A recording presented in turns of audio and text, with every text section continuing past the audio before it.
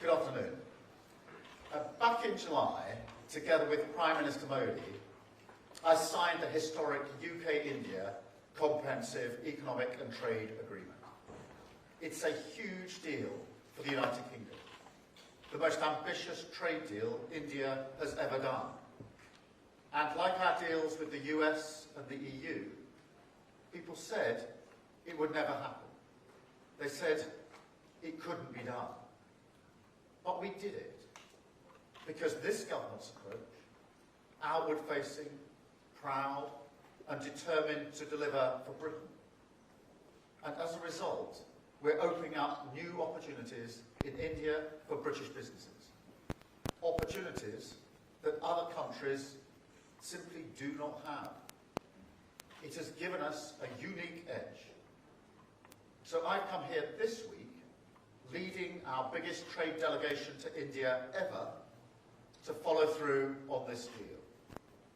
That means 126 CEOs, tech entrepreneurs, SMEs, vice-chancellors, sports and cultural leaders, all here with me to seize the incredible benefits that this deal offers to the British people.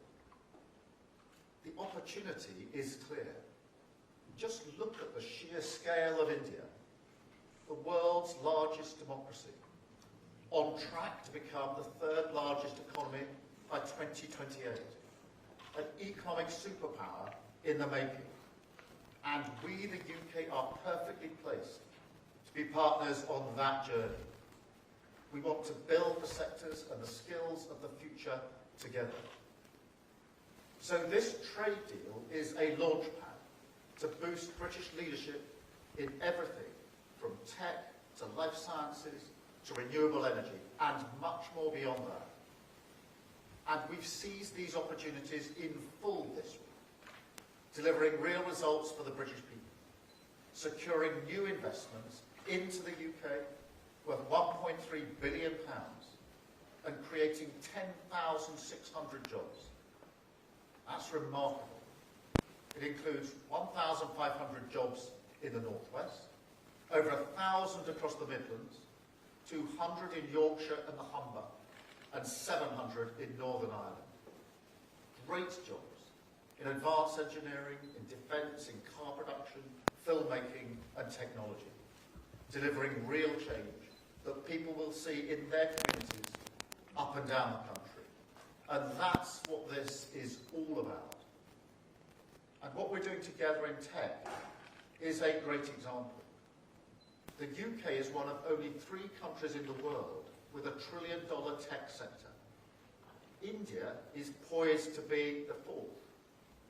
We're both top 4 AI powers, and we're taking this opportunity to go further. We're deepening the UK-India Technology Security Initiative to boost opportunities for great British companies and deliver dozens of new investments into the United Kingdom, harnessing tech as one of the biggest engines that we have for jobs and for growth. Other standout wins this week have come in filmmaking, with the announcement that 3 new Bollywood blockbusters will be made in the United Kingdom. And in education, with the announcement today that the University of Lancaster and the University of Surrey will open new campuses in India, joining other British universities setting up here, and making the UK India's top international education provider.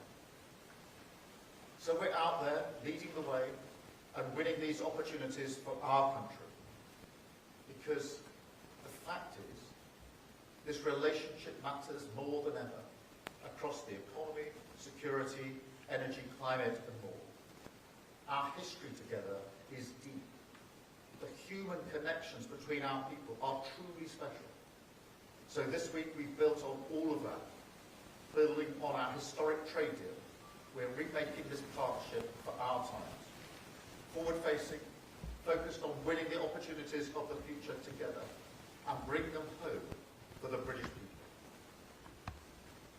Now, before I open up for questions, I want to strongly welcome the news that a deal has been reached on the first stage of President Trump's peace plan for Gaza. This will come as a profound relief for the hostages and their families and the civilian population in Gaza, and for the whole world. And we will now work with our partners to ensure that this deal is implemented in full and without delay. Thank you. And now I'll take a few questions. And I'm starting with Alex from the BBC. Prime Minister, thank you very much. Alex Forsyth, BBC News. You've just described the Gaza peace plan as a moment of profound relief. Can you spell out what you see as the next steps for the future governance of Gaza, and who should that involve? And when you discussed the war in Ukraine with Prime Minister Modi, did you raise the issue of India buying Russian oil? Well, let me start with Gaza because, as I say, I strongly welcome this deal, and I will take this opportunity to put on record my thanks to President Trump for his leadership on this, the Qataris, to Egypt and Turkey, who've done really important work in the negotiations. It is a relief to the world, and I think particularly of the hostages who've been held a very long time and their families, and to all civilians in Gaza who've been so affected by this conflict. And so it does now need to be implemented.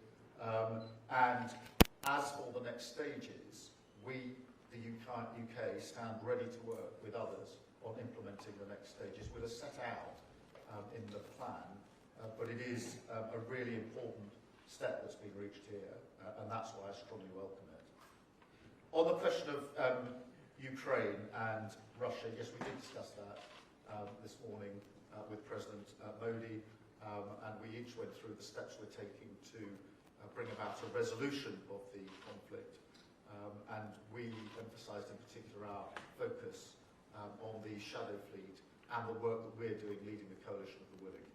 Thank you, Alex. Can I come to Carl, ITV?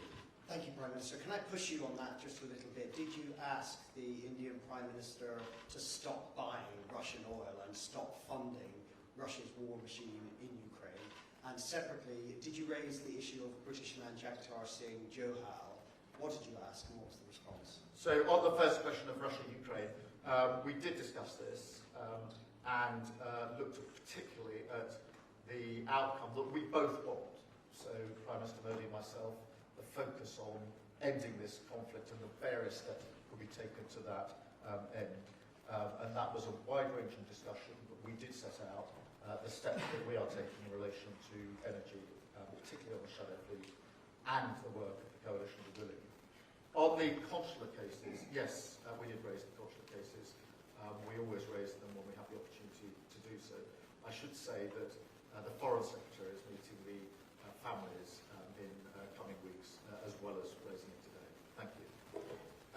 Sam, from Sky. Sam Clay, Sky News. Prime Minister, it looks like Tony Blair's going to have quite a big role overseeing Gaza. Should we trust his instincts on that? And also, you spoke to the boss of Infosys yesterday about the successful rollout of digital ID in India. What lessons did you take away from that conversation?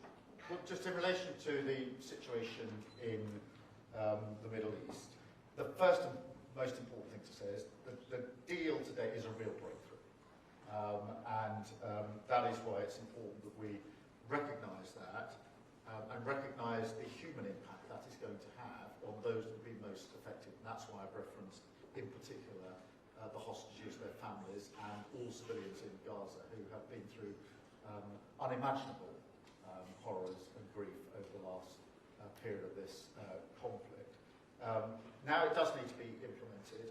I'm less interested, to be perfectly frank, in discussions about personnel than I am in getting it implemented.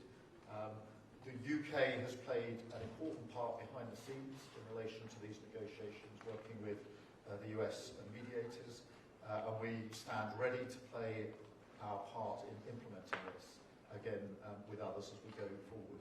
For me, what matters is the substance of what happens next, and that is what we're totally focused on.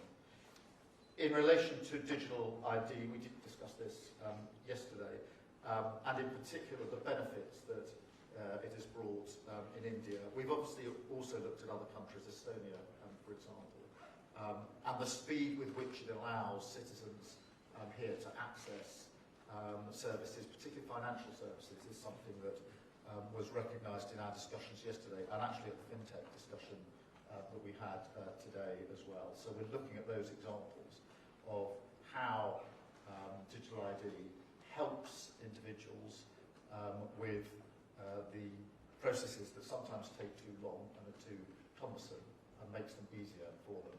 Thank you very much. Can I go to Paul at Channel 4? Paul. Good afternoon, Prime Minister.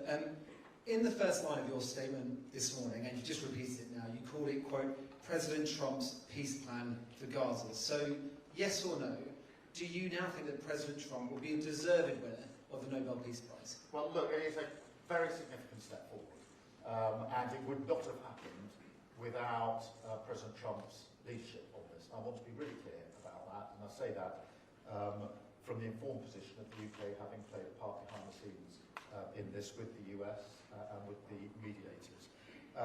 What matters now is to press on and implement this. All parties need to implement and agree and take forward the commitments that they have made to the next stage. That is hugely important.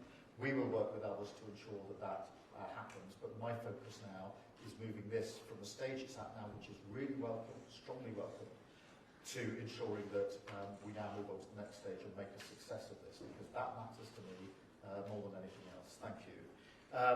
Catherine, GB News. Catherine Forster, GB News, thank you. Prime Minister, we've all seen thousands of pictures of you, very large, round this city, and people clearly delighted to see you. How does that feel? And also, you're very popular here, you're really very unpopular at the moment at home, and you know, digital ID had public support, you announced it.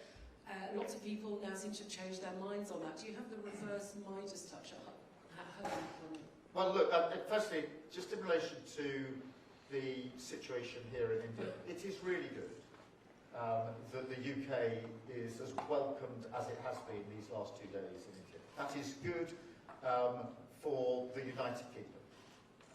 And so I am pleased that the welcome here has been warm. It's been warm for a reason, and I think that's because people recognise that under this government we've strengthened the relationship. We have pulled off the FTA, which other governments have tried and failed to do, and we've done it successfully. And now both Indian businesses and UK businesses want to build on that, and there is really enthusiasm for the relationship. That is a good thing for our country, so I'm really, really pleased about that, and that we can take that forward. So that is a good thing. The second bit of your question, sorry, I forgot. You're unpopular. Oh, wait. Look, I mean, Digital ID, on digital ID, let me be really clear about it. Firstly, we have made a commitment to do whatever we can to stop people arriving illegally in the United Kingdom. One of the issues is the ability people have to work illegally in our economy. We have to do something about that. We can't shirk that or duck that. We have a strong manifesto commitment to deal with it. I think the vast majority, if not everyone in the UK, wants it gripped, and we need to therefore take measures necessary to grip it. One of the things on digital ID that I do think we need to emphasise and make the case for, frankly, is the great benefits of digital ID. You can see from Estonia the speed with which people can access services that are available to them, which has been transformational, and there's great enthusiasm in Estonia for it.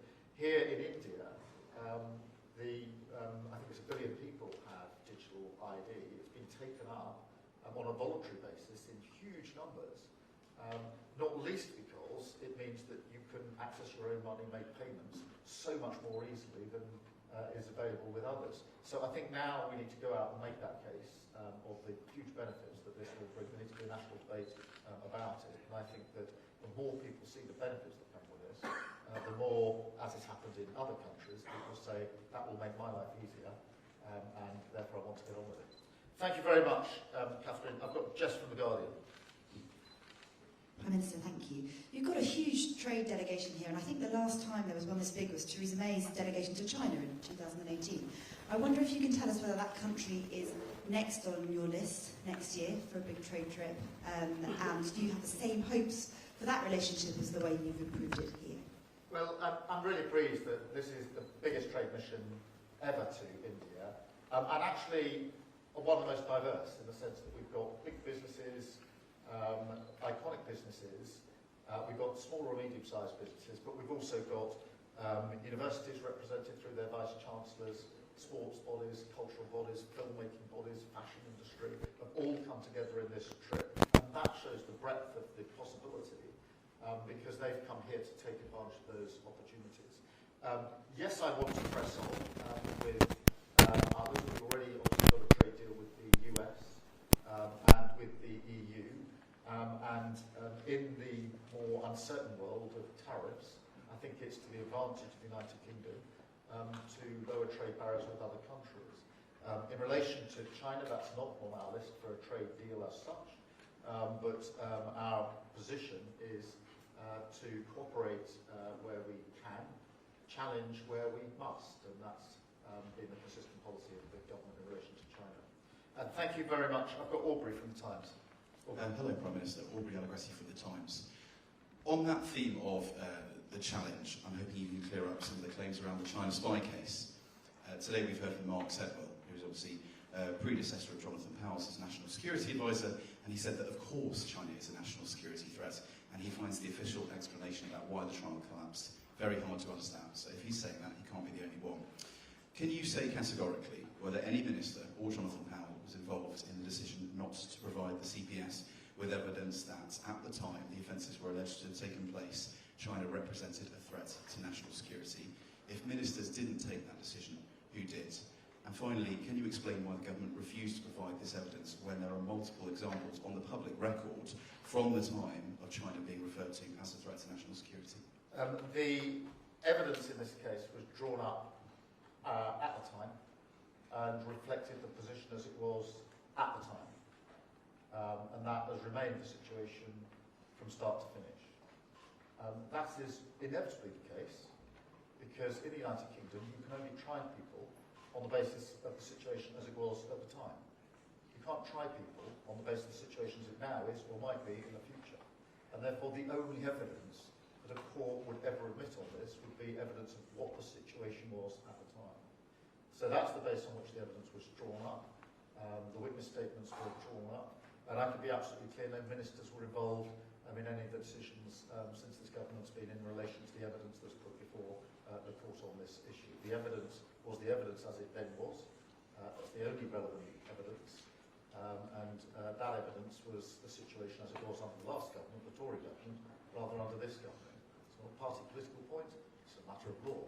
You can only try someone on the basis of the situation as it was at the time of the alleged offence. You can't try them on the basis of the situation as it might evolve weeks, months, years down the line. That's a fundamental, and that's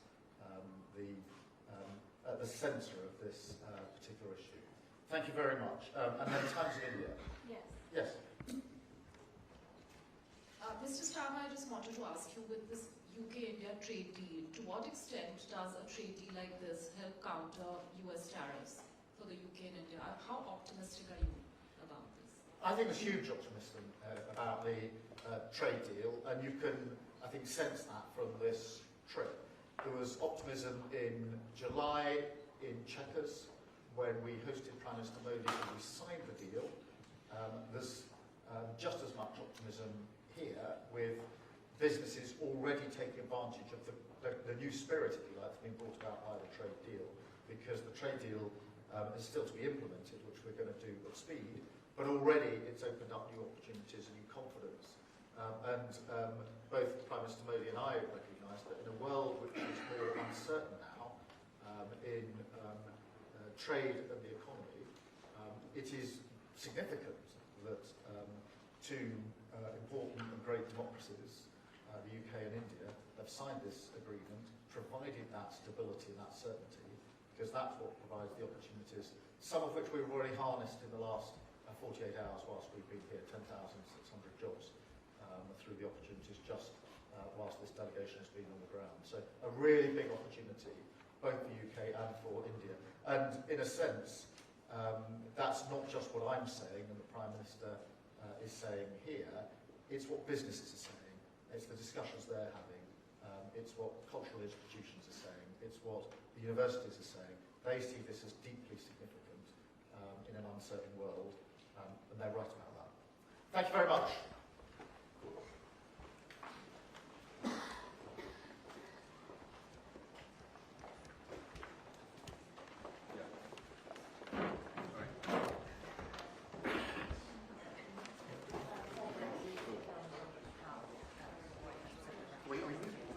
No, live, straight away. Yeah.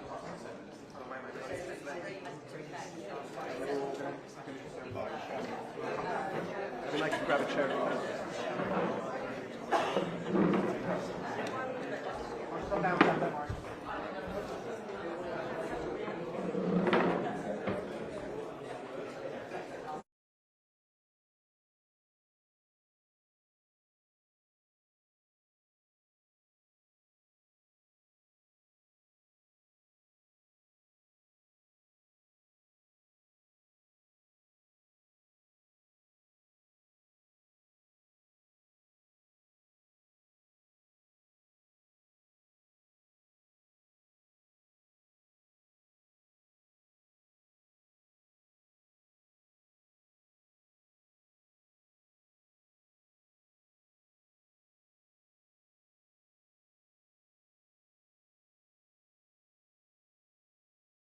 Thank you so much for convening us and giving us the opportunity to come together and have the discussions that Sunil just described.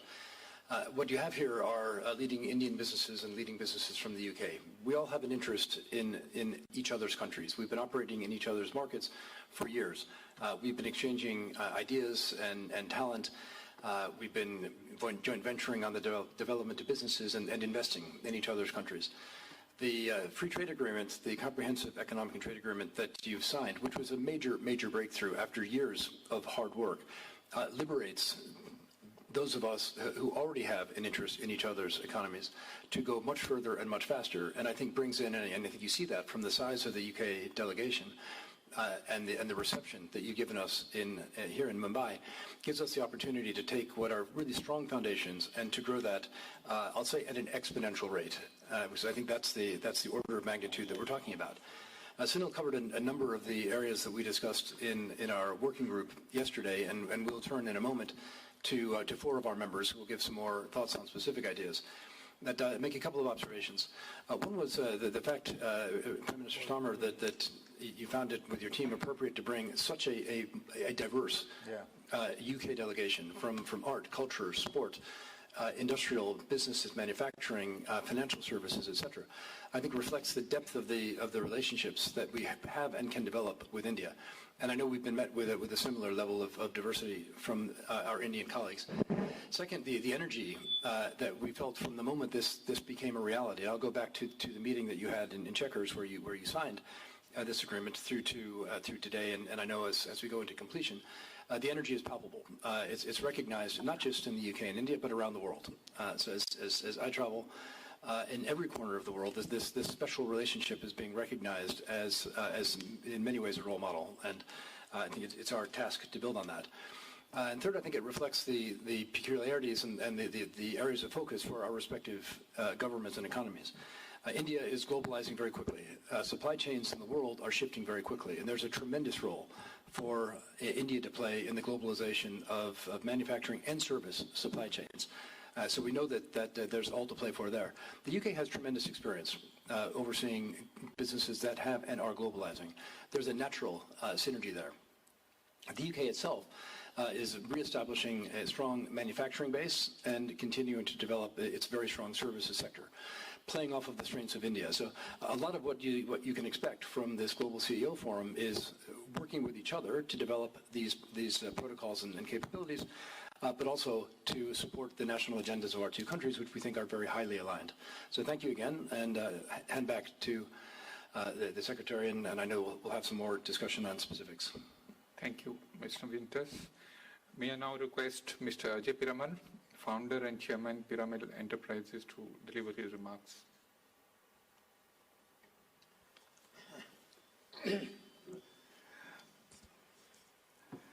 Warm greetings to His Excellency Shri Modi ji, our Honorable Prime Minister, for his strategic leadership in strengthening India's global economic engagement and fostering closer ties with the UK. And to His Excellency Sir Starmer, Honourable Prime Minister of the UK, for his continued support in deepening our bilateral partnership. The India-UK CETA is a landmark achievement, providing businesses from both countries with opportunities in AI, sustainability, Industry 4.0, and innovation-driven ecosystems. Congratulations to both governments for negotiating such forward-looking and ambitious agreements. India's reforms through deregulation, decriminalization, and sectoral target setting have created a conducive environment for investment and operational certainty. Both sides emphasize that the FTA's success depends on active business participation, transforming policy into action. Examples of collaboration include technology transfer, digital systems, energy transition projects, and industrial innovation. It was also discussed that in financial services, combining the UK's expertise with India's scale and growing investment in the gift city in Ahmedabad could help build globally competitive offshore financial centers. Collaboration in R&D and innovation in joint incubation centers is key. Startup initiatives and academic partnerships will drive progress in AI, fintech, critical minerals, aerospace, defense, and biotechnology. Harmonized regulatory frameworks in healthcare and digital technologies will reduce duplication, lower costs, and enable MSMEs to benefit. Education and professional mobility were emphasized. The FTA enables universities from the UK and India to set up campuses, providing advantages for students and generating investment opportunities. Prompt implementation of MRAs for professions such as nursing, accountancy, architecture, and potentially for surveyors and actuaries will enhance talent mobility and trust. We congratulate and sincerely thank both governments for this historic and landmark agreement, which provides a robust framework for industries and businesses from India and the UK to collaborate, innovate, and grow together, creating shared opportunities and strengthening the strategic partnership between our two great nations. Thank you. Thank you, Mr. Piramal. I now invite Ms. Alison Kirby, CEO, British Telecom, to deliver her remarks.